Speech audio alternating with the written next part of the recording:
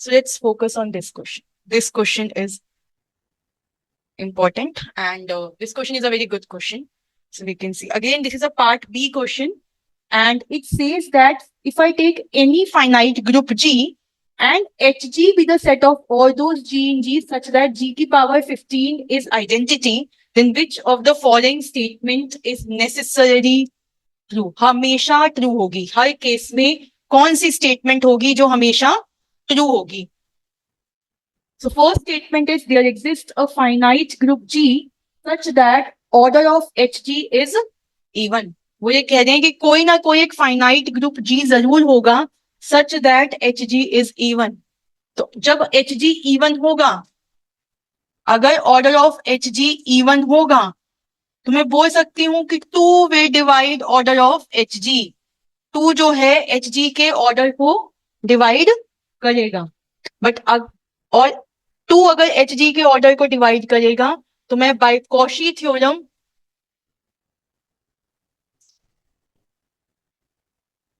Hg has a subgroup of order 2. Cauchy theorem क्या कहती है? If there is any prime P which divides order of G or order of any group, then G has a subgroup of order P.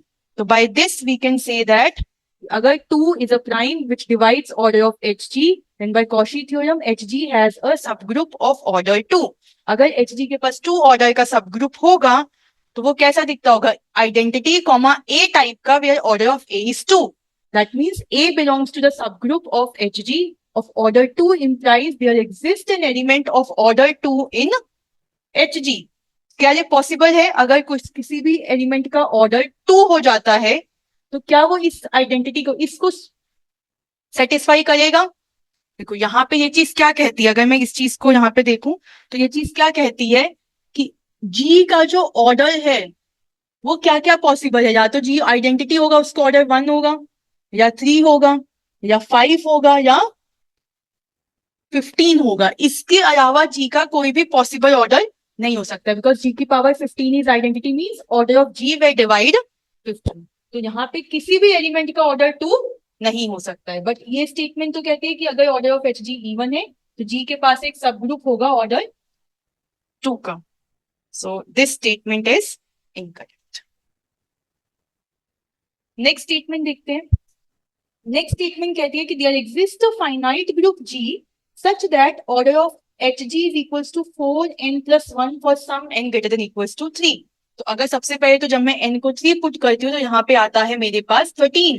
तो मैं ये बोल सकती हूँ कि ऑर्डर ऑफ Hg जो है वो 4n plus 1 टाइप का है, एंड ऑर्डर ऑफ Hg जो है वो 13 से बड़ा है. ये दो चीजें मैं यहाँ से बोल सकती हूँ कि ये स्टेटमेंट क्या कहना चाहती है कि कोई एक फाइनाइट ग्रुप G ऐसा जरूर होगा such that order of Hg is 4n plus 1 and order of Hg is greater than equals to 13. तो इस चीज को मैं कैसे बोल सकती हूँ और बेटर तरीके से? यहाँ पे अगर मेरे पास कोई भी एक फाइनाइट ग्रुप है, तो मैं क्या कर सकती हूँ यहाँ पे?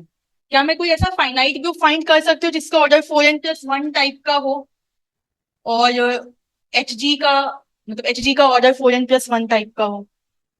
तो मेरे पास बहुत सारी पॉसिबिलिटीज हैं. G को मैं क्या ले सकती हूँ? Isomorphic to Z5 cross Z5. ये पहली पॉसिबिलिटी है. इस केस में जो Hg है वो क्या हो जाएगा? G के बराबर हो जाएगा. ऑर्डर ऑफ Hg कितना हो जाएगा? 25, which is of the form 6 into 4 plus 1 and hence. ठीक है, तो यहाँ पे जो ऑर्डर ऑफ Hg है वो आ गया मेरे पास 25. ऑल्सो अगर मैं इसी में ही और कौन सा ग्रुप ले सकती हूँ? मैं Z3 क्रॉस Z15 भी ले सकती हूँ. देखो Hg क्या है? G के वो सारे एलिमेंट्स जो इस कंडीशन को सेटिस्फाई करते हैं. यहाँ पे तो हर एलिमेंट का ऑर्डर क्या होगा? आइडेंटिटी का ऑर्डर 1, और बाकी जितने भी 24 एलिमेंट्स बचेंगे उनका ऑर्डर 5 होगा. वो इस कंडीशन को सेटिस्फाई करेंगे, दोनों बराबर हो जाएंगे. Hg का ऑर्डर 4n plus 1 टाइप का है, n is 6. तो yes, this statement is correct. यहाँ पर मैं G को और भी बहुत सारी चॉइसेस दे सकती हूँ. मैं क्या दे सकती हूँ?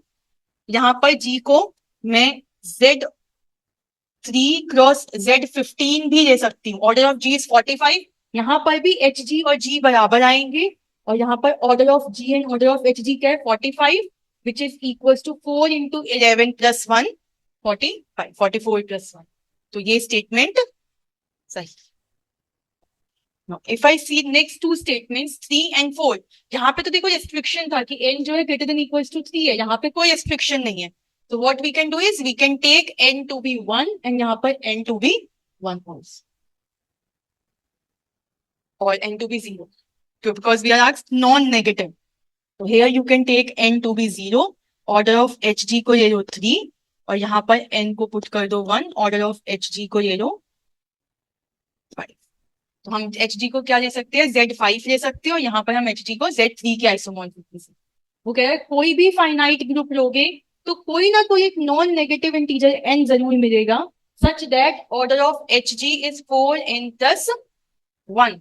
ये कैसे बोल सकते हैं, यहाँ पे उल्टा ले लो, देखो g को यहाँ पे ले लो Z3 के आइसोमॉर्फिक, तो देन g और hg बराबर हो जाएंगे, but there does not exist n such that order of hg क्या हो जाएगा। तो हमें यहाँ से हिंट मिली एक तरीके से कि हम कैसे सब्स्टिट्यूट कर सकते हैं, कि हम क्या चीजें ले सकते हैं। ऑर्डर ऑफ hg क्या होगा, यहाँ से ऑर्डर ऑफ hg होगा 3 which is not of the form 4n plus 1। And similarly यहाँ पे g को ले लो रिवर्स में ले लो z5, देन g क्या होगा अगेन hg के बराबर, but there does not exist n such that order of hg is such that this is not equals to 4n plus. So these two statements are